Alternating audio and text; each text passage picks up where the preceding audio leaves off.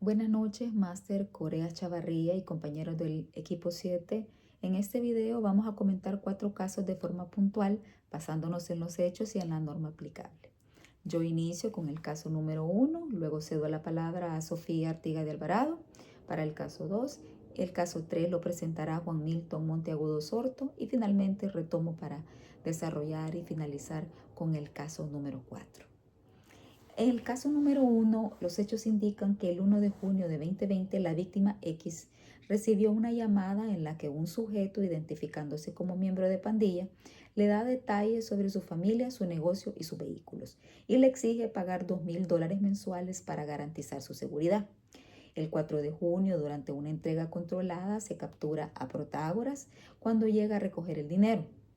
Aquí lo central es que hay un esquema de coacción y de cobro.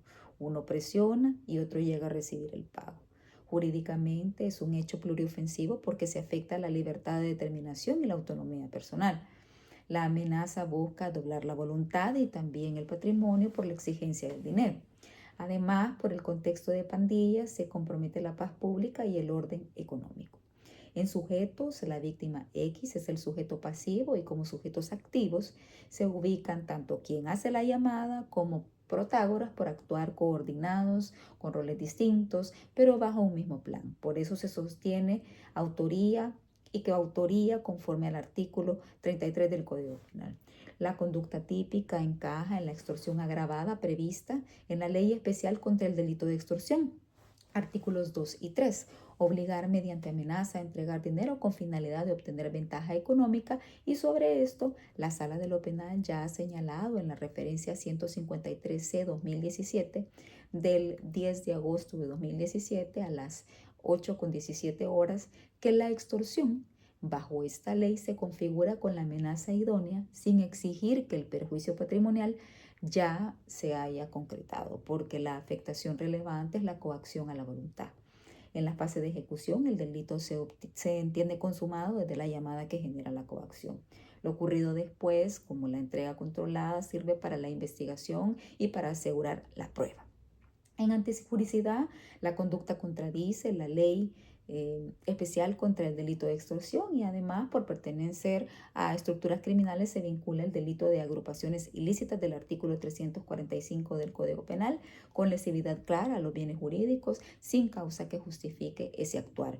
En culpabilidad con lo descrito no se advierten excluyentes, error o atenuantes de los artículos 27 al 29 del Código Penal, salvo que existieran hechos específicos que lo sostuvieran. Y en pena lo ordenado es plantear un concurso real de acuerdo al artículo 41 del Código Penal entre extorsión agravada y agrupaciones ilícitas por ser delitos distintos. Como apoyo, el Tribunal de Sentencia en la referencia 116-14-3U de fecha 29 de julio de 2014 a las 14 horas reconoce el tratamiento de las agrupaciones ilícitas como un reproche autónomo en contextos de estructuras criminales.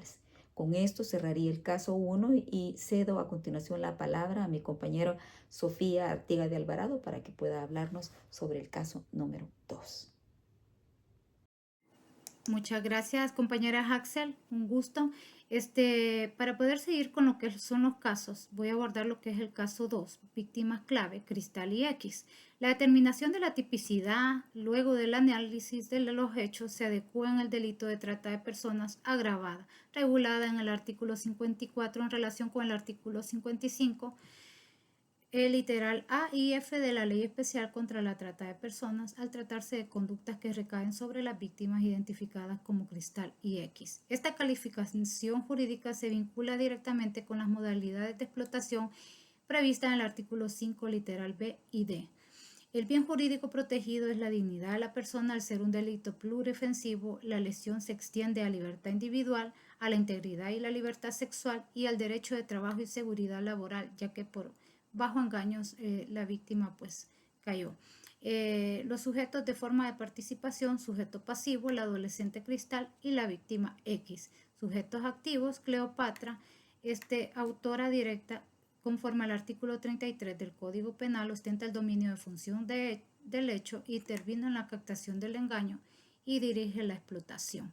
Cicerón, coautor, ya que conforme al artículo 33 ejecuta la coacción y la intimidación para doblegar la voluntad de la víctima.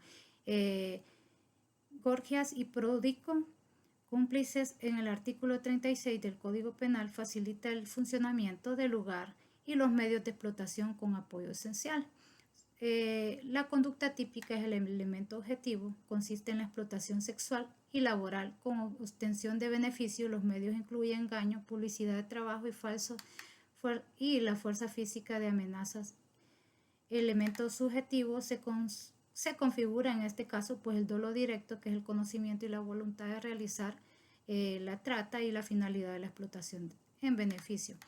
La fase de ejecución se trata de un delito de mera actividad y de consumación anticipada. La infracción se configura desde la ejecución de los actos como captar, retener la finalidad de la explotación, de requerirla a que se consume. El análisis de la antijuricidad formal, la conducta vulnera el artículo 54 de la ley, contraviene la prohibición expresa de la ley, y la material existe una lesión efectiva a la dignidad humana y otros bienes jurídicos de la víctima.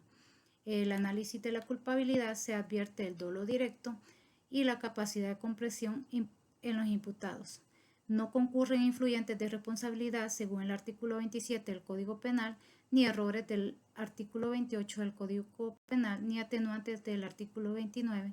En el caso de la víctima X, su captación fue por parte de Cristal, pero se analiza como una instrumentalización bajo la acción de Cleopatra, reforzado en el dominio del hecho de la autora directa. Debido a la pluralidad y las víctimas, se configura un curso real de delitos conforme al artículo 41 del Código Penal, al acreditarse la calidad del adolescente y la víctima en el uso de violencia. La pena pues es de 16 a 20 años de prisión. En criterio esto es congruente con la sentencia 37-2018, que acreditó coautoría en una pena de 16 años por trata agravada de perjuicio de un adolescente por medios similares de fuerzas y amenazas. Con esto pasa a continuación mi compañero Milton. Buenas noches, licenciado Isaí. Mi nombre es Juan Milton Monteagudo Sorto. Personalmente me voy a enfocar en explicar únicamente el caso 3. Analizó con bastante cuidado, ya que se trataba de una campaña publicitaria que contiene mensajes que pueden afectar la dignidad humana de las mujeres, ¿verdad? En especial. Se consideró importante pues, no analizar el caso directamente desde lo penal, sino que primero pues, entender en el contexto y el tipo de conductas que se presentaban, ¿verdad? En el caso. Por esta razón lo relacionamos como grupo con la Ley Especial para una Vida Libre de Violencia para las Mujeres, ya que lo principal era identificar cómo este tipo de mensajes pueden generar violencia simbólica o afectar la dignidad, más allá de que no exista o no un delito penal, ¿verdad? Esto pues ya que es un fenómeno que se ha dado por mucho tiempo en contra de las mujeres.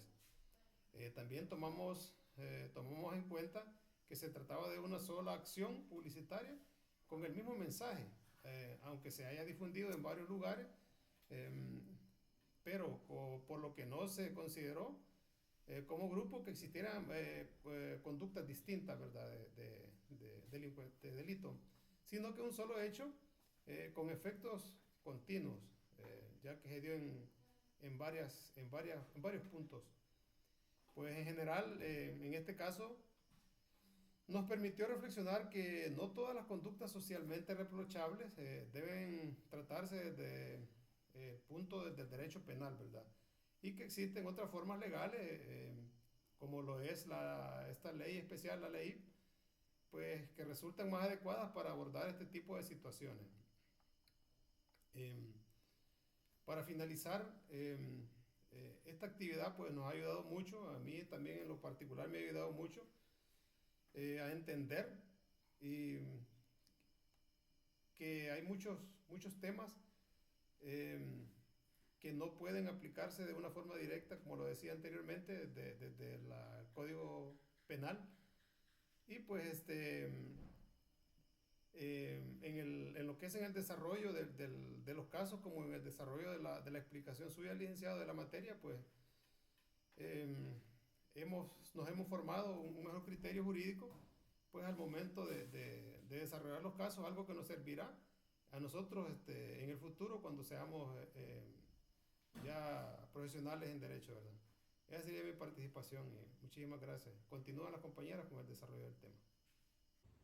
Antes de entrar al caso 4, agradezco a Juan Milton Monteagudo Sorto por su participación. Ahora sí, en el caso número 4, los hechos se ubican el 1 de julio de 2001 en el estado ficticio de Terranova. Un destacamento militar detiene a 50 personas en la fortaleza y bajo una lógica de represión política la somete a tortura. El coronel Alejandro Márquez dirige las operaciones bajo supervisión del general en jefe Ricardo Valverde. El capitán Jorge Punes ejecuta el interrogatorio con tortura y el teniente Luis Ortega facilita transporte y detención sabiendo que las víctimas serían torturadas. En competencia materialmente, los hechos pueden encajar como un crimen de lesa humanidad conforme al artículo 7 del Estatuto de Roma, porque se trata de una tortura sistemática contra un número significativo de personas dentro de un patrón de represión, pero el límite decisivo es temporal. Los hechos ocurren en 2001 y el estatuto entra en vigor el 1 de julio de 2002, de modo que la Corte Penal Internacional no tiene competencia temporal. Artículo 11, salvo pues vías excepcionales como una aceptación por declaración, artículo 12.3, o una remisión del Consejo de Seguridad. Luego, desde la complementariedad del artículo 17 del Estatuto de Roma, si el proceso interno contra Márquez fue auténtico y terminó en condena, puede activarse la admisibilidad por cosa juzgada. Pero si el Estado usa mecanismos como amnistías para cerrar el paso a la sanción como la que benefició a Ortega, eso puede mostrar una falta de disposición estatal para perseguir seriamente crímenes de esta gravedad. Y aquí entra la idea fuerte del jus cogens. En graves violaciones no es aceptable bloquear investigación y sanción por decisiones internas. Como referencia, la Corte Interamericana lo ha señalado en Almonacid Arellano versus Chile del 26 de septiembre de 2006 y con respecto a la responsabilidad individual, Valverde se analiza por responsabilidad superior, artículo 28 del Estatuto, por conocer y no impedir ni remitir. Márquez estaría como un autor o un coautor por dirigir el sistema, artículo 25.3a. Funes como autor directo por ejecución material, el mismo artículo, y Lazo por el artículo 25.3 letra C. La consecuencia puede llegar hasta 30 años o incluso pues a una cadena perpetua según el artículo 77 y el cargo oficial no les exime, artículo 27.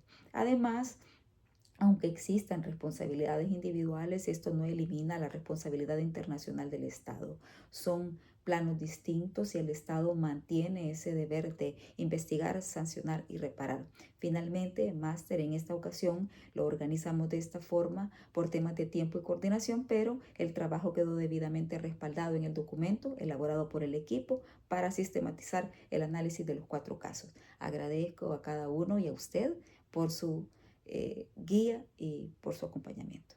Gracias.